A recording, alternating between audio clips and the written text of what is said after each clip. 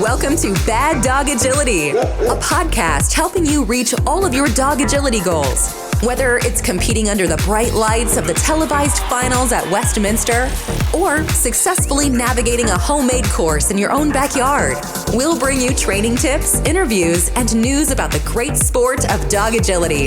Are you ready? I'm ready. I'm ready. I'm ready. The show starts with your hosts, Jennifer, Esteban, and Sarah. I'm Jennifer. I'm Esteban. And I'm Sarah, and this is episode 370. Today's episode is powered by Canine Handler Fitness with Liz Joyce, built for agility handlers who want to keep up with their dogs. With Liz's all-access pass, agility handlers at every fitness level can hop in right where they're at and move toward their specific goals. From building strength and balance to boosting speed and stamina, these short, effective workouts target exactly what you need on course. Your dog's ready. Are you? Head to caninehandlerfitness.com to get started today. Today's podcast is also brought to you by Clip and Go Agility. Clip and Go Agility has been innovating high-quality, unique agility products for over 15 years. Their goal is to move the sport forward by providing the safest possible equipment for our canine partners. They offer not only jumps, tunnels, and contact obstacles, but also many problem-solving training aids. Clip and Go understands how fitness plays a large part in our dog's overall safety and are pleased to also offer a variety of fitness products to meet your dog's conditioning needs. They include soft jump bumps, cavaletti jumps, VersaFit planks, fitness blocks, and paw pods. Check them out at clipandgoagility.com/fitness and use promo code BDA10 to receive 10% off any fitness products. Clip and Go Agility, because safety matters. Today, we're going to be talking about FOMO in dog agility, and that is the fear of missing out. And I think that this is something that happens to a lot of agility handlers. And I've been thinking about it recently for some of my students, but I've also been thinking about it because of Jen's situation, having spent, a solid portion of 2025 pregnant and now about to have a newborn. And Jen, I am going to just say right here at the beginning of the podcast that I feel like you are a person that struggles a little bit with FOMO. Would you say that that is accurate? Oh, absolutely. I would say that is very accurate. And I think we'll talk about it as we dive in a little bit deeper, but I almost think about it as two different types. There's like you're choosing to miss out versus forced FOMO. Yes. Uh-huh. And I will say that currently I'm in forced FOMO, right? So I don't really get a choice. I'm having to skip all these events that I would otherwise love to do and want to be a part of and want to prep for, and my friends are going to, which is a little bit different than when you have to make a choice. You're not necessarily being forced out of the event. It's not a handler injury or a dog injury. It's just one of those scenarios where there's just so much agility these days, which is great. Right? There's something for everybody, but it means that now there's more options and there's more choices, and you think you made one choice and then you didn't enter by a deadline, but then you found out your friends are, and FOMO. So you are absolutely correct that FOMO is a real thing. I actually wanted to name a dog either FOMO or YOLO. That's so funny. Still might use those. But right now I will say that of the current FOMO that I am experiencing, it's actually a little bit easier for me to cope with than maybe past times in my career when I've made a choice to skip and then had that, I don't want to say regret, but kind of that true, fear of missing out as you sit there and watch all your friends go. Yeah, no, that's super interesting. And I thought that this was the perfect time to have this podcast. Literally the last possible moment that we can talk to Jen about FOMO before she goes on maternity leave. But I thought that it just really brought it to my mind.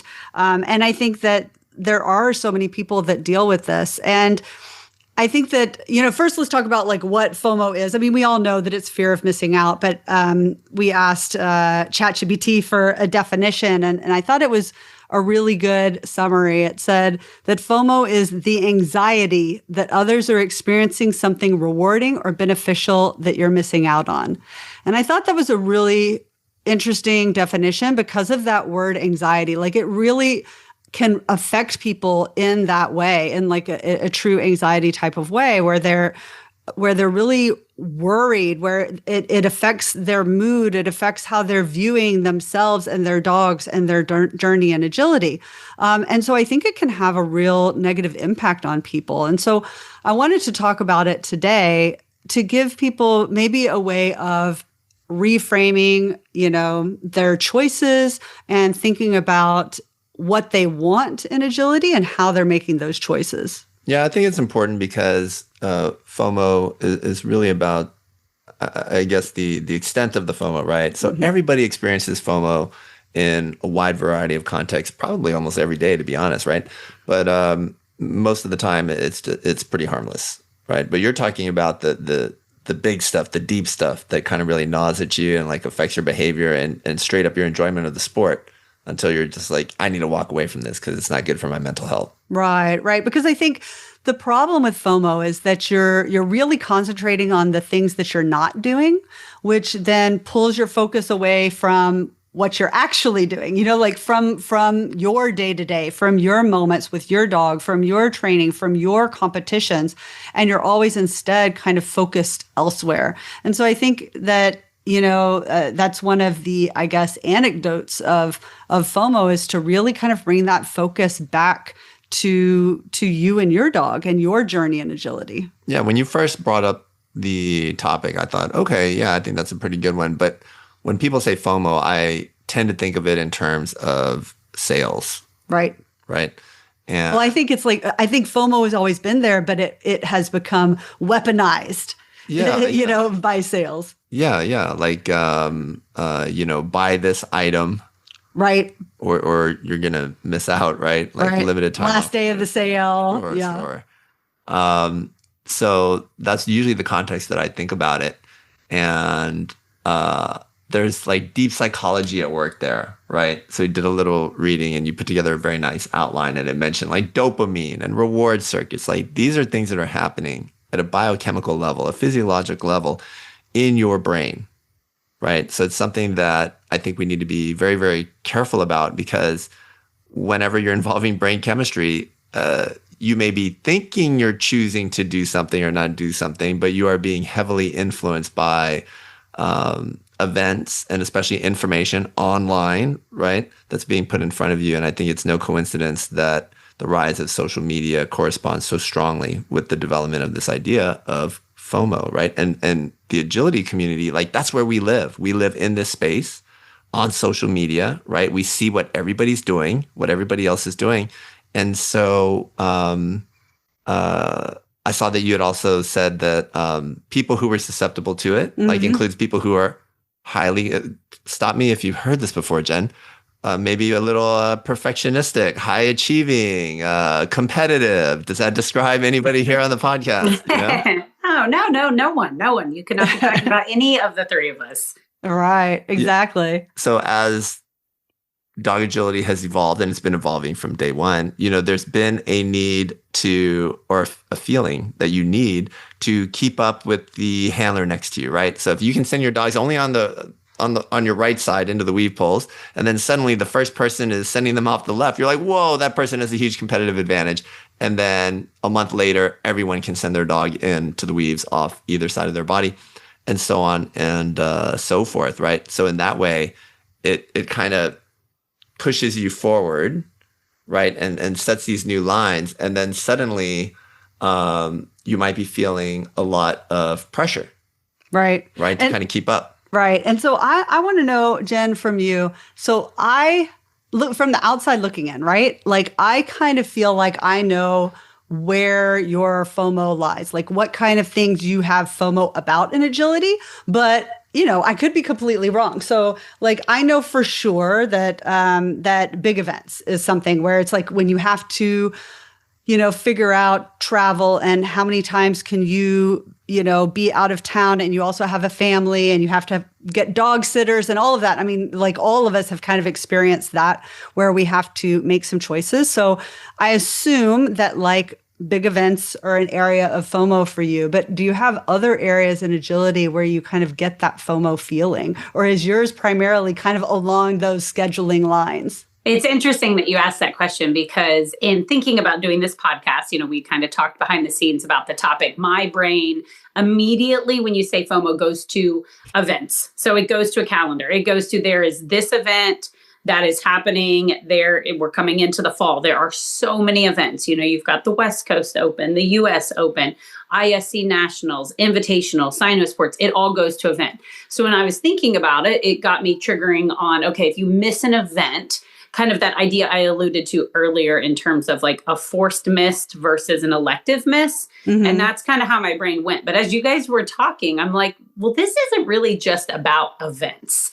That's how my brain tends to go. But this is really about, you could have the fear of missing out on all different aspects. I guess you were talking about kind of the anxiety.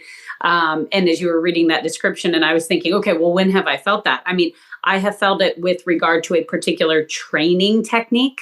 Mm-hmm. Oh, good one. Your friends are doing running dog walks and you decide to do a stop. And you're like, man, am I missing out? Or even if you've ever, this one's happened to me before, but you've passed on a puppy.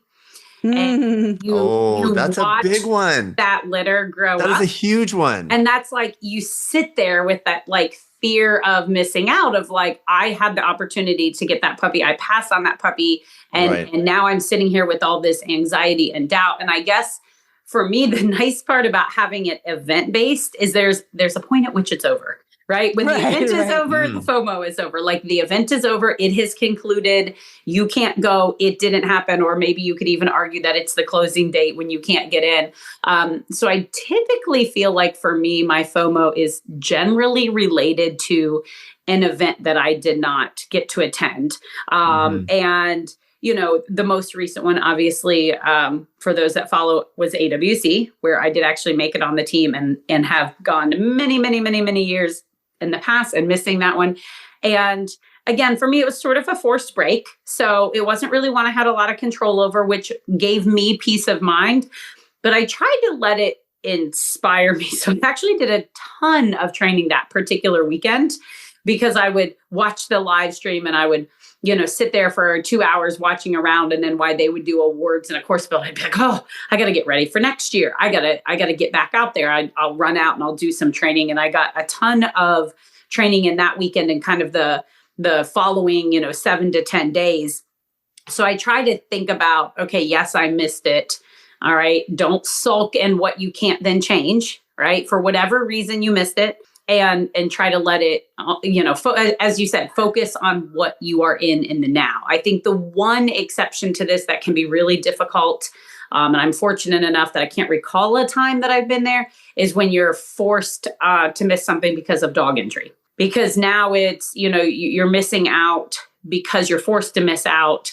I don't even know if we even would really call that FOMO. That might actually be like a whole nother thing, but you can't even do anything about it in the moment because your dog is hurt. So I think not only do we have these different types of forced misses of events, but also kind of like big picture and small picture in terms of FOMO, like I said, with regard to like a training method or skipping on a litter versus just skipping on an event. So it's really, as we start talking, really a lot to dive into, in terms of what is FOMO and what each and all of us could be experiencing.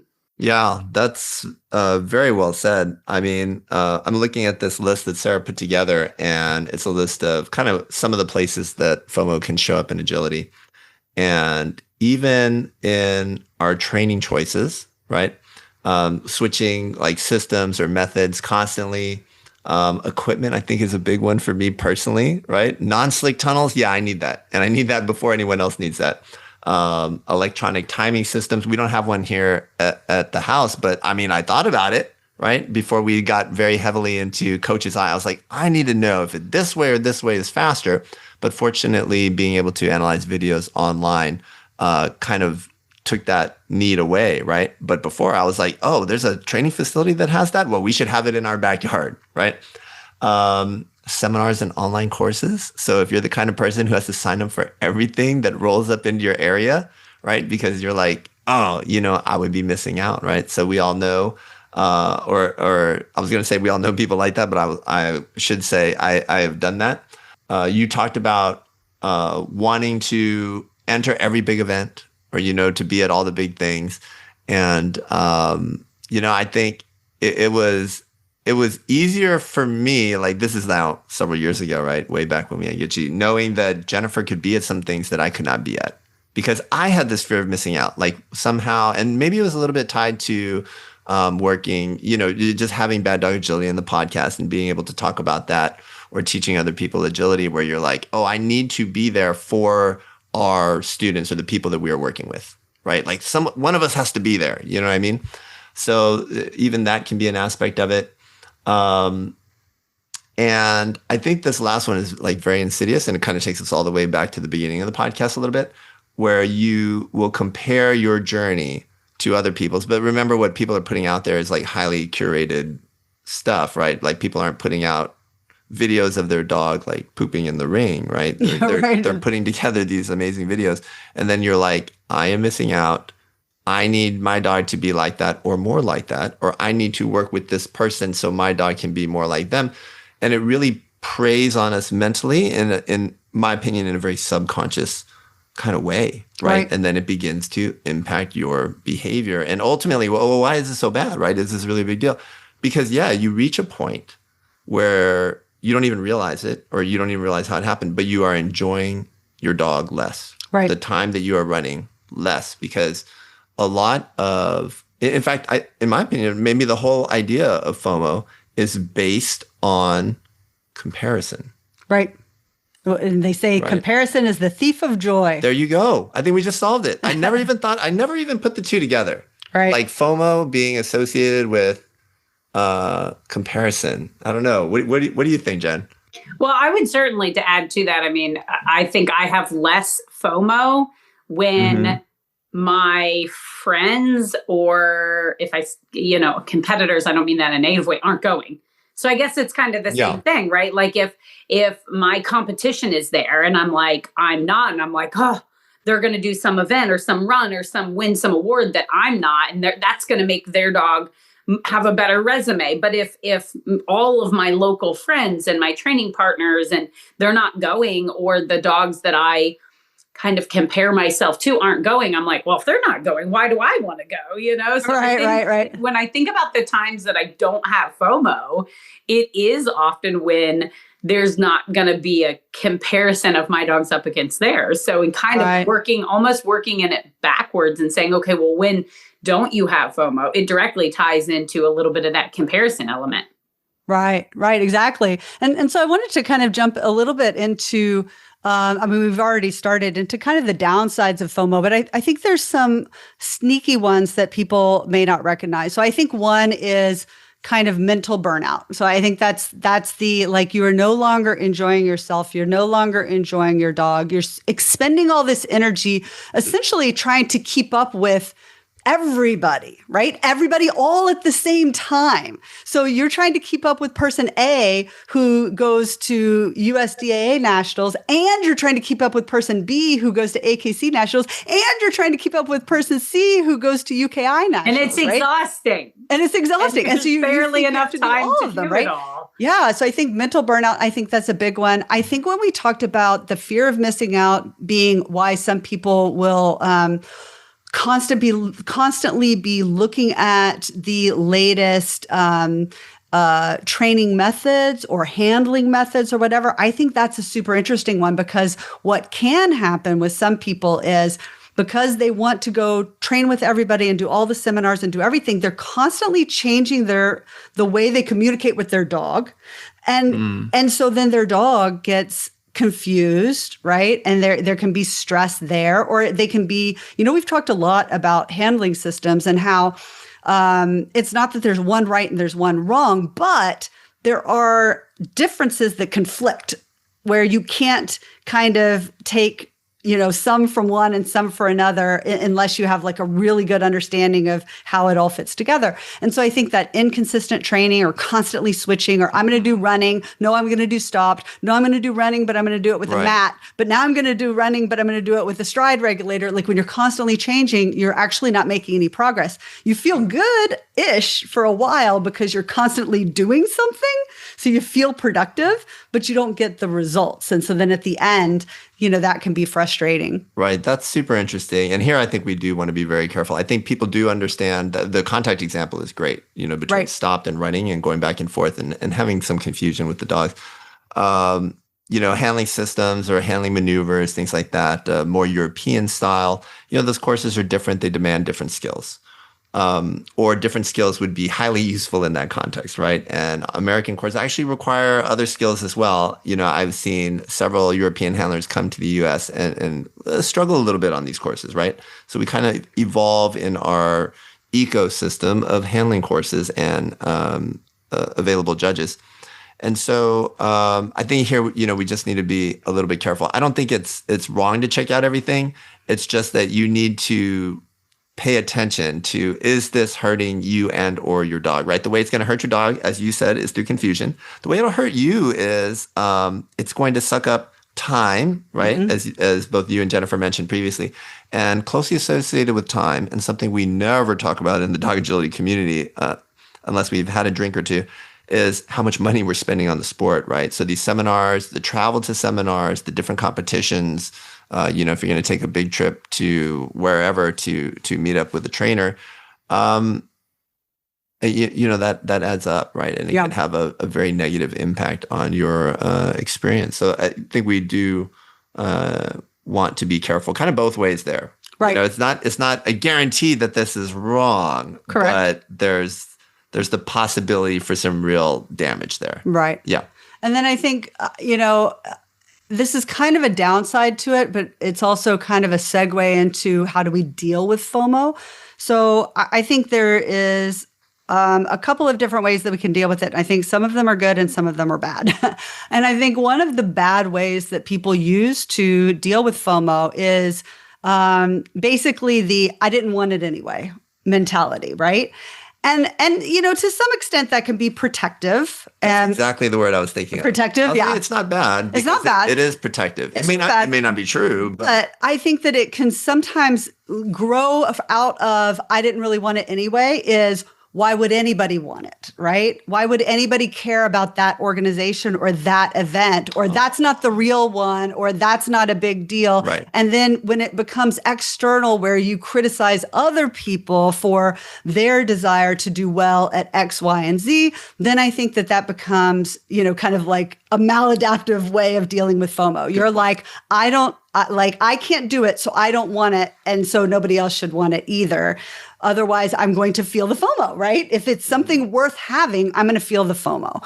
So I think that is a real, real danger that we have to be careful of with FOMO. And so I think more productive ways of dealing with FOMO is, I think one is to put everything into perspective. And this is where I think, Jen, this year for you, talk about perspective, right? You are bringing life into the world. You are adding to your family. This is one of the biggest changes that you will have in your life, right? And then put that against dog shows that will happen again next year and that happened last year, even though they were big and even though they're important. I think that perspective can really ease, the anxiety of the FOMO, right? Oh, for sure. Absolutely. This is not a great time for me to be complaining about missing events because, I'm a little sad I'm not getting to go to stuff that I prepped for, but perspective wise, I've been to tons of Sino sports. I've been to tons of,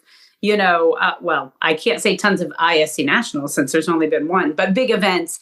And this is a great reason to be missing them. But I absolutely think in terms of a general perspective like you said, put everything into perspective. It's dog agility. And in most cases, you will have another opportunity, maybe not that exact event or that exact scenario, but a similar one or a different decision to make with another dog down the road. And in this case, I'm thrilled with the position that I'm in, but I understand that is a very unique one that for many. Right. And then I think the other way of dealing with FOMO, and this is, I think, my all-time favorite, is to really focus on what you are doing instead of focusing on what you're not doing. I mean, that's the whole entire thing of FOMO, right? FOMO is fear of missing out. You are being anxious about the things you are not doing, and that can take away from everything that you're doing. And so that you aren't like, if you had, let's say you have to choose between AKC Nationals and UKI Nationals, right? And you choose AKC Nationals, but you have fear of missing out of UKI. And so you don't actually enjoy yourself at AKC, right? And you'd skip UKI. But if you had done UKI, you would have been upset that you were missing AKC. So you're putting yourself in this position where it's like you are just unhappy about the things you're not doing, and you're unhappy about the things you're doing. And so that's where I think we really have to focus on what we're doing in the moment, the things that we have chosen, and then put our heart and soul into what we have chosen to do, and kind of just let go of the things we have chosen not to do. Yeah, I feel like you're talking about early agility me. So this is somewhere in the late 2000s with respect to the AKC Invitational. This is back when it was held in Long Beach. It was kind of a new thing. And I remember because of, I want to say medical school, maybe residency. I think it was medical school. I couldn't go 1 year, so you have the FOMO. And I'm like, oh, right. And then I think you ran her. And I don't think you guys made the finals. And I was like, oh, I could have made the finals if I'd have been running her. And then you're really salty that you didn't go. And then you go the next year. And then I think that was the year I won round one. And you're like, oh, this is great. And then I went off course the next 3 rounds. And then I'm like, why did I drive 2 days out here and take off all this time from school or my rotations and use vacation and all this? And now I'm behind and I got to study. And it wasn't even worth making the trip, right? FOMO in that sense can get you both ways. If you're the person who's unhappy when you're there, right, and you had to sacrifice so much to attend a particular event, right, whether that costs money, time with your family, or another trip or vacation, like you're missing out on all that, right, to be at this event. And then you suck at the event. You're like, oh, it's not worth it, right? And then when you're not at the event, you're like, oh, whatever I'm doing now is not worth it. I need to be at the event. That means you're always going to be unhappy. Right. And so then psychologically, that is something that I had to work through over, I would say, a period of years, right? And kind of mature as a person in general, but more specifically, I think, as a dog agility competitor. You had to put things in perspective. You had to know why you were doing things and really sit down and ask yourself, why am I doing the sport? Like, what is the most important thing to me? Why am I making these sacrifices? And do they make sense? And when I think when you center the dog, and for me, I think also social stuff, right? Friendships. So Jennifer talks a lot about are my friends going, right? Are my students going? Are my peers going? People that she knows, right? Your community, right? So when you center the relationships, whether it's with other people or your dog, I think you're going to be in the right space. When you're very results oriented, when you're like, oh, this is about the ribbons and the finals and how many finals I made and winning or that sort of thing, I think you can get a little bit lost, because even if you're having tremendous success at some point, you're not. Right. And how do you deal with that kind of fallout? Well, you don't have to deal with it at all if, as you and Jen are trying to tell all of us, you have the proper perspective to begin with. Right.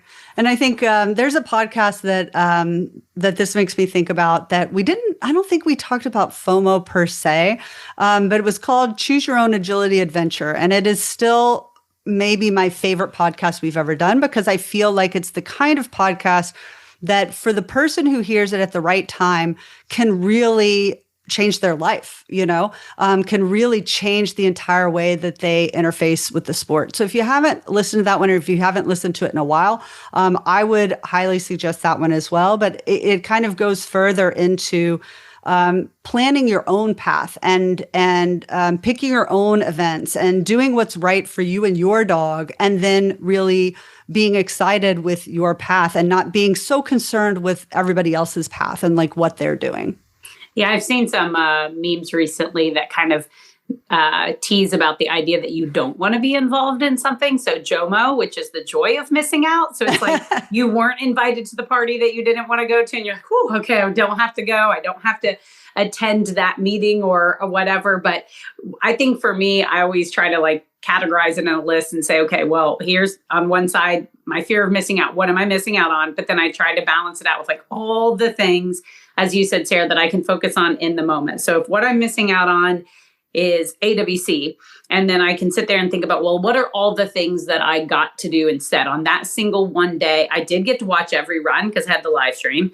I got to go out and train my dog on that same course, right? So if you're there, you only get to run the course once, but I had it set up and I got to try it 3 or 4 different ways. And I got to take my other dogs on a walk that I wouldn't have been able to do if I was in Europe. They would have been stuck at home with the pet sitter. And I got to go attend Ethan's flag football game. So I got to go watch his game. And then that night we went out with friends and we went to dinner. And I tried to really focus on like what I got to do in that time, even if it's like a running contact, stop contact. You know, you did a stop contact. Well, you probably got away with doing less reps, or maybe you didn't have to have your dog walk lowered. So, hey, you didn't have to lower the dog walk and you got to also train weave entries.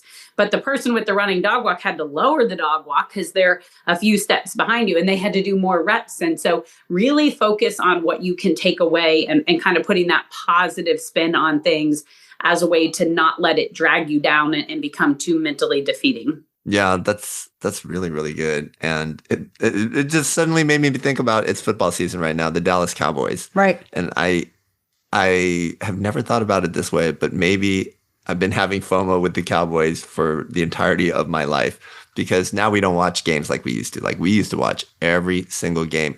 Our weekly schedule and definitely that day revolved around football and the meals and sitting in front of the sofa and then, you know, cooking ribs, steaks, other things. Yeah. Right? And it was so nice. It's helped because the Cowboys have been so bad for so long now. You know, it's not the 90s anymore, as all the kids remind me every day. But it has really been the joy of missing out because we've done so many other things with our time. I've been able to attend more of Ethan's games this season than any other season. I only missed one game. It's great, right? When I was at the TED Talk. And every other game, and every game's on a Saturday or Sunday. There's an occasional Wednesday. Yeah. And I was like sitting there and going like, I've attended almost every game, which I normally wouldn't be doing because I normally would be showing or traveling. Or at an event. And I'm like, he's going to be spoiled. He's going to want this more often where I can make it to every single, I've attended more of the sporting events than my husband has, which is a little bit of a role reversal. So focusing on the good things that I've been able to get out of it has definitely been good for me. That's awesome. All right. Well, I hope this podcast helps other people put that FOMO in perspective. First of all, understand that like it is hitting us all in ways, and you're not alone in that. But hopefully, we've given you some ideas of how to productively deal with those feelings of anxiety and kind of put them aside and really enjoy your time with your dog. And that's it for this week's podcast. We'd like to thank our sponsors, Canine Handler Fitness with Liz Joyce and Clip and Go Agility. Happy training.